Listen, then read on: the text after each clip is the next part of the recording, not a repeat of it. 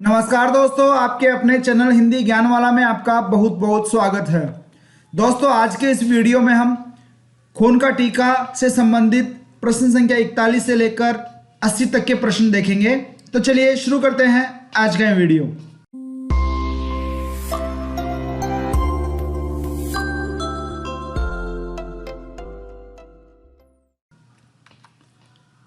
दोस्तों, इस वीडियो का पहला पार्ट जिसमें हमने खून का टीका से संबंधित कुल 40 प्रश्न देखे थे। अगर आपने ये वीडियो नहीं देखा है तो इस वीडियो को आप जरूर देखें और इसके बाद इस सेकंड पार्ट वाले वीडियो को देखें। दोस्तों, वीडियो में आगे बढ़ने से पहले मैं आपसे एक रिक्वेस्ट करना चाहूँगा कि वीडियो को बिना स्किप किए शुरू से लेकर अंत तक जरूर देखें। वीडियो की सामग्री को तैयार करने में हमने पूर्ण सावधानी बरती है, फिर भी त्रुटि होना स्वाभाविक है। अतः किसी भी प्रकार की कोई त्रुटि होती है या गलत जानकारी इस वीडियो में दी गई है तो आप हमें कमेंट करके बता सकते हैं ताकि भविष्य में उसमें सुधार किया जा सके। वीडियो की सामग्री अगर आपको अच्छी लगे तो एक प्यारा सा कमेंट करके आप हमारा उत्साहवर्धन भी कर सकते हैं। तो चलिए अब बात करते हैं इस वीडियो के प्रश्नोत्तर की।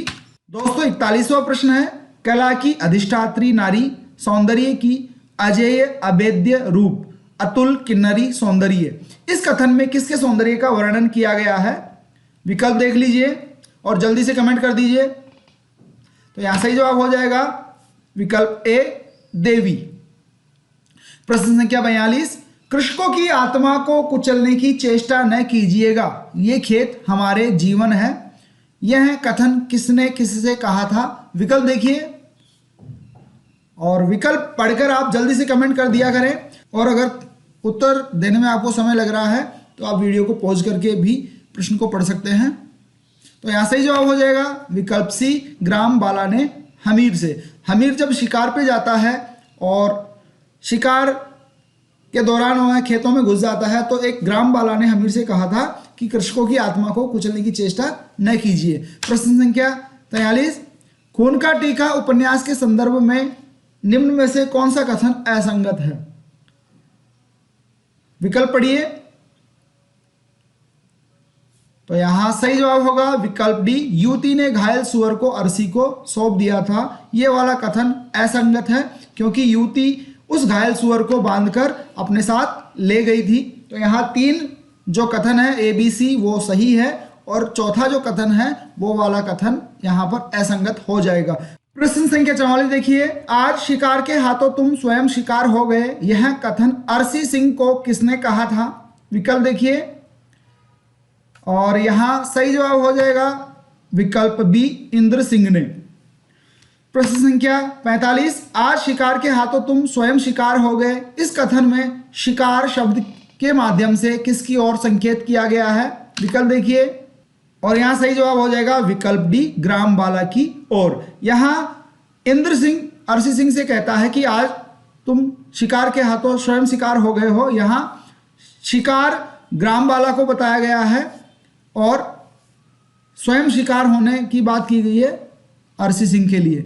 प्रश्न संख्या 46, सिसोदिया वंश में उसकी प्रतिष्ठा अनुकूल ही कुलवधु आ सकती है, यह कथन किसने किससे कहा था? यह प्रश्न उपन्यास के पृष्ठ संख्या 21 से लिया गया है।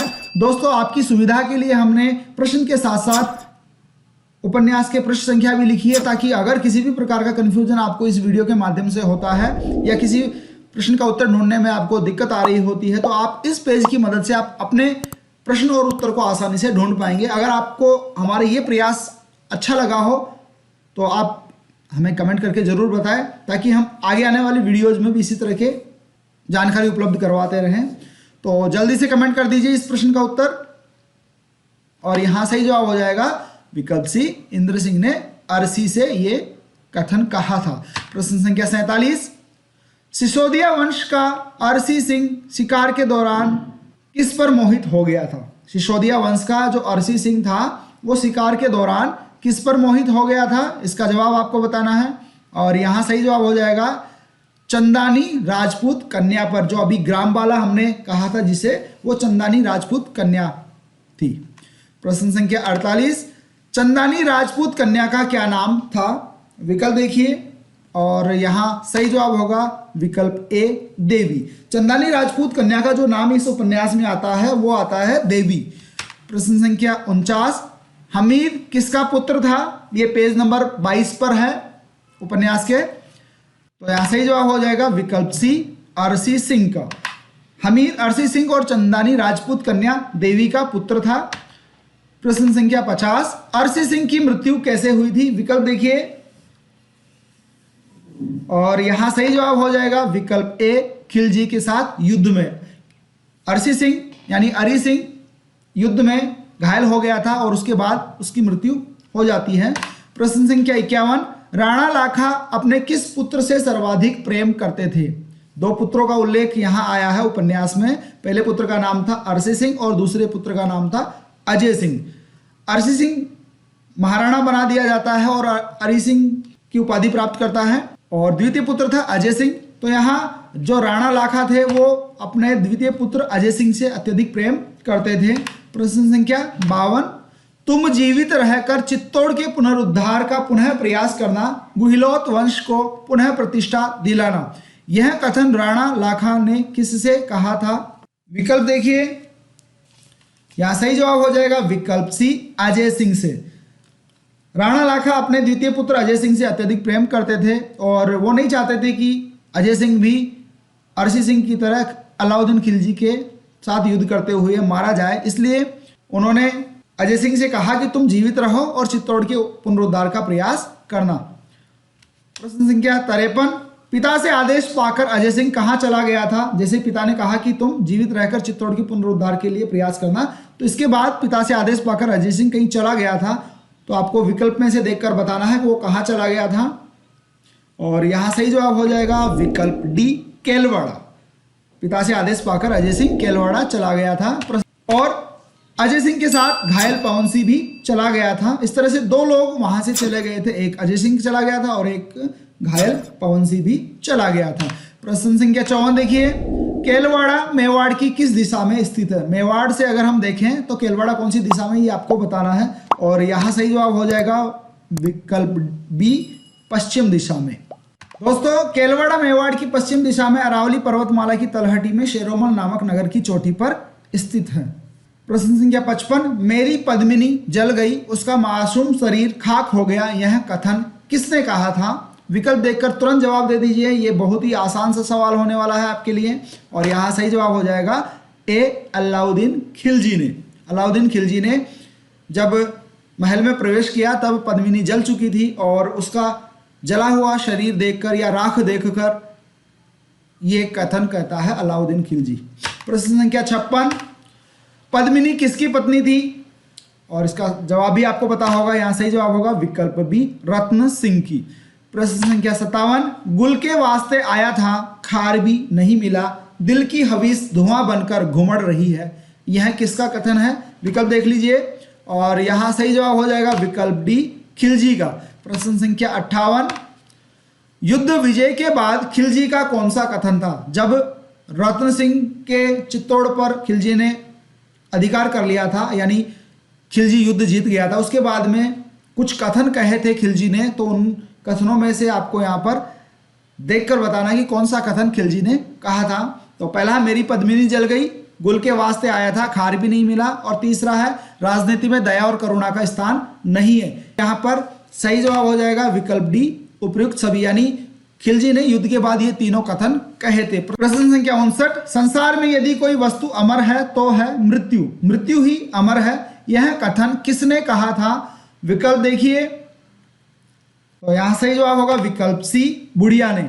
जब अलाउद्दीन खिलजी रानी पद्मिनी की राख को देख रहा होता है तब एक बुढ़िया वहां खिलजी को दिखाई पड़ती है, और उक्त कथन बुढ़िया खिलजी से कहती है, और यह कहकर वो आग में कूद जाती है। प्रश्न संख्या 60, ओ वासना के देवता, इस कथन में वासना का देवता किसे बताया गया है? और यहाँ सही जवाब हो जाएगा बी, खिलजी को। प्रश्न संख्या 61 देखिए, यवनों अर्थात खिलजी ने चित्तौड़ को जीतकर किसे सौंप दिया था? ए, विरमदेव को, बी, मालदेव को, सी, रतन सिंह को, या फिर डी, अरि सिंह को। तो यहाँ सही जवाब होगा विकल्प बी, मालदेव को। यवनों ने अर्थात खिलजी ने चित्तौड़ को जीतकर जालोर के चौहान मालदेव को सौंप दिया था। प्रश्न संख्या 62, केलवाड़ा में अजय सिंह को कौन तंग कर रहा था?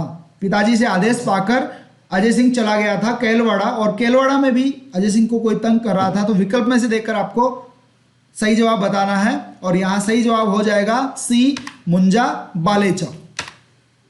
प्रश्न संख्या 63, केलवाड़ा किस नगर की चोटी पर स्थित है? अभी हमने पीछे इसके बारे में थोड़ा हिंट भी दिया था, तो यहाँ सही जवाब हो जाएगा विकल्प ए, शेरोमल की चोटी पर। प्रश्न संख्या 64, अजय सिंह के दो पुत्रों के क्या नाम थे? विकल्प देख लीजिए और जल्दी से कमेंट कर दीजिए।